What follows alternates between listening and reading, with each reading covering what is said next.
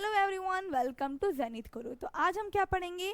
Degradation of soil and conservation measures के बारे में। यानी सॉइल जो है वो किस तरीके से डिग्रेड होती है और इसको हम कैसे कंजर्व करके रख सकते हैं। ठीक है, तो हम बेसिकली इसमें देखते हैं दो प्रोसेस देखते हैं, तो सॉइल इरोजन और वेदरिंग। ठीक है, और डिप्लेशन वगैरह ये सब हम चीज़ें देखते हैं जिनकी वजह से क्या होती है, कई बार सॉइल डिग्रेड भी हो जाती है। सॉइल इरोजन डिप्लेशन की बात करें हम तो वो किस तरीके से होती है? Major threat to soil as a resource. अगर देखिए जो डिप्लेशन होता है सॉइल का हमारे रिसोर्स के अकॉर्डिंग देखें तो वो बहुत मेजर थ्रेट है हमारे लिए, क्योंकि अगर सॉइल में फर्टिलिटी नहीं रहेगी तो हम प्रोडक्शन कैसे करेंगे। और भी बहुत कुछ फ़ायदे होते हैं सॉइल के जो कि हमें देखने पड़ते हैं। बेसिकली सबसे मेजर जो फ़ायदा होता है वो हमारा होता है ग्रीनरी होती है, और एग्रीकल्चर के लिए मेनली सॉइल बहुत ज़रूरी होता है। ठीक है, बहुत इंपॉर्टेंट होता है। अब जो सॉइल है वो डिप्लीट होती है, अगर बात करें डिग्रेड होती है तो वो नेचुरल फैक्टर भी है, और उसके हम बात करें तो नेचुरल फैक्टर भी as well as human factor भी इसके ऊपर रिस्पॉन्सिबल होते हैं। जैसे कि हम बात करते हैं सॉइल डिग्रेडेशन की, वो है हमारा डिफॉरेस्टेशन। ये भी हमारा क्या है? ह्यूमन फैक्टर ही है, क्योंकि ये डिफॉरेस्टेशन जो है हम फॉरेस्ट एरिया को क्लीन कर देते हैं अपने फ़ायदे के लिए, कई बार इंडस्ट्रीज बिल्ड करने के लिए, या हम एरिया को वहाँ की फॉरेस्ट को हम क्लीन कर देते हैं कमर्शियल पर्पज़ के लिए, कोई भी पर्पज़ के लिए हम कर देते हैं। यानी हम फ़ायदा देखते हैं। डिफॉरेस्टेशन है, ओवर ग्रेजिंग है, over use of chemical fertilizers, हम ज़्यादा फर्टिलाइजर का यूज़ करते हैं। जैसे कि एग्रीकल्चर में हम ज़्यादा प्रोडक्शन के लिए हम क्या करते हैं? केमिकल फर्टिलाइजर का यूज़ करते हैं। जैसे कि ग्रीन रेवोल्यूशन के बाद केमिकल फर्टिलाइजर का जो यूज़ है बहुत ज़्यादा हो गया था, ओवर यूज़ हो गया, तो उसके बाद में सॉइल फर्टिलिटी डिग्रेड तो होगी।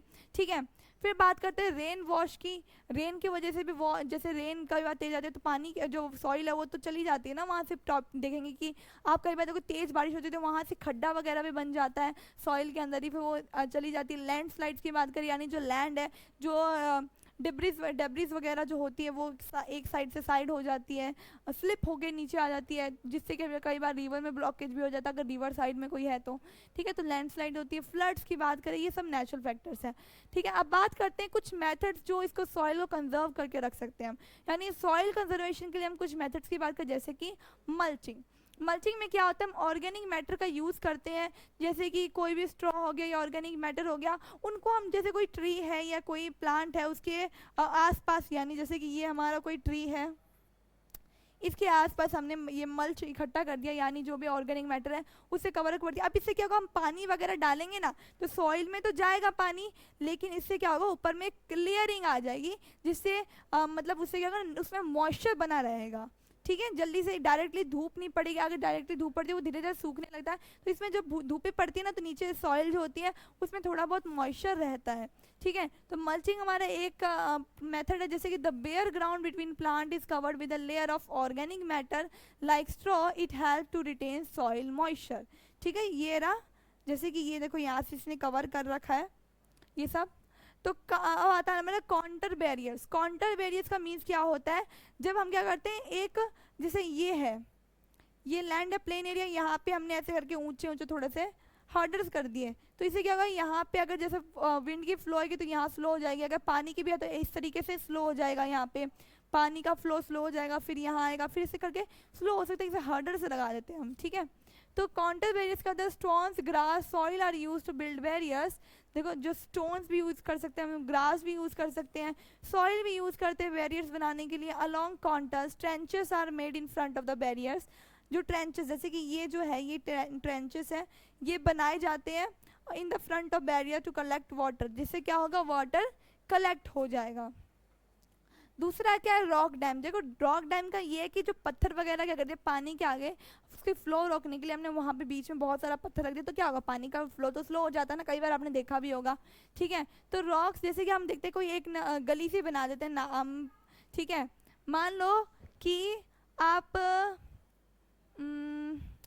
जैसे कि आपने कई बार देखा ग्राउंड का जो मिट्टी वाला एरिया तो उसको पूरा खोद खोद के एकदम पतली सी नाली से बना दो, उसमें पानी भर दोगे तो पूरा पानी रहेगा, उसके बीच में अगर आप स्टोन्स वगैरह कुछ रख दोगे, है ना, तो फिर वहाँ पे क्या होगा? दो पार्ट में पानी भरेगा। लेकिन इसको और अच्छे से एक्सपेरिमेंट करने के लिए हम क्या करेंगे? हम एक उसको पूरा नाली सा बनाएंगे, पहले उसमें स्टोन्स वगैरह रख देंगे बीच में, फिर पानी करेंगे तो देखो उसमें से पानी स्लो स्लो निकलेगा बाहर, जो स्टोन के अंदर से पानी तो पास होगा लेकिन धीरे धीरे होगा। एक आपने फ्लो से डाला, फ्लो से पहुंच जाएगा, जैसे वो पत्थर आगे आ गया तो वो धीरे धीरे आगे निकलेगा। तो वो एक तरीके से रॉक डैम है की बात कर रहे हैं हम यहाँ पे। Rocks are piled up to slow down the flow of water, this prevent gullies and further soil loss. ठीक है, इस तरीके से बना सकते हैं हम। देखो यहाँ पे हमने क्या कर दिया, यहाँ भी पत्थर कर दिया, यहाँ भी। अब देखो यहाँ से पानी, अगर पत्थर नहीं तो यहाँ पे पानी आ जाता है, यहाँ पे एक गली सी बन जाती है, तो इससे क्या होता है, प्रिवेंट कर सकते हैं हम। तो इस तरीके से हमने क्या कर दिया, रॉक डैम बना दिया। अब बात करते हैं हम टेरेस फार्मिंग की। टेरेस फार्मिंग क्या होती है, जैसे कि आपने देखा होगा कि एक स्लॉप्स वाले एरिया में भी हम क्या कर सकते हैं, टेरेस फार्मिंग का। जैसे broad flat steps to terrace are made on the steep slopes so that flat surface are available to grow crops.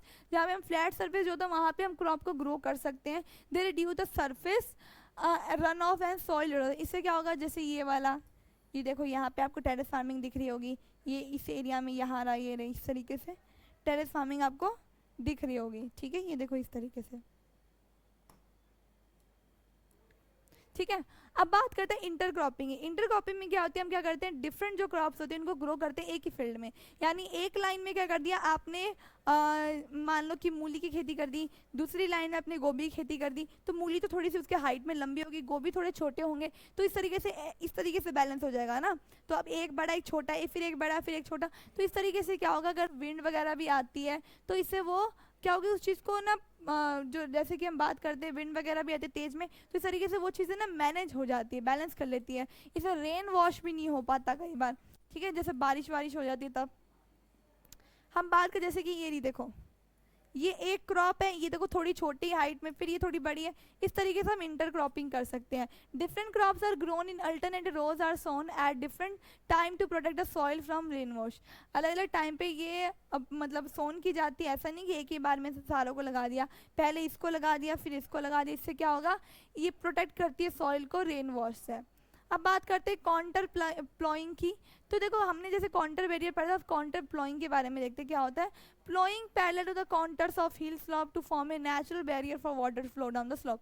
अब यहाँ पे क्या होता है, हम क्या करते हैं, काउंटर के प्लेन यहाँ पे हमने ग्रास इन सब का यूज़ किया, तो यहाँ पे क्या करेंगे, हम क्या करेंगे, प्लॉइंग करेंगे parallel to the contours of hill slope to form a natural barrier for water. इससे क्या होगा, नेचुरल बैरियर बनेगा वाटर के लिए to flow down the slope, जैसे ये इस तरीके से। फिर बात करते हैं शेल्टर वेल्स की। इसमें क्या होता है, तो ट्रीज़ वगैरह होते हैं, जैसे कि ये ट्रीज़ वगैरह इस तरीके से बना दिए जाते हैं, जिससे क्या होगा, जो in the coastal and dry region rows of trees are planted to check the wind movement to protect soil cover. जैसे कि ड्राई रीजन हो गया या कोस्टल रीजन की बात करें तो वहाँ पे ये इस तरीके से रोज लाइन में ट्रीज ग्रो की जाती है, जिससे क्या विंड की मूवमेंट हम चेक कर पाए, जिससे हम क्या करें, सॉइल को कवर कर सके, टू प्रोटेक्ट सॉइल कवर। तो ये था बेसिकली हमारा सॉइल कंजर्वेशन का प्रोसेस, किस तरीके से हम सॉइल को कंजर्व कर सकते हैं। ठीक है, आई होप आपको ये अच्छे से क्लियर हो गया होगा। अब मिलते हैं हम नेक्स्ट वीडियो में। Thank you for watching.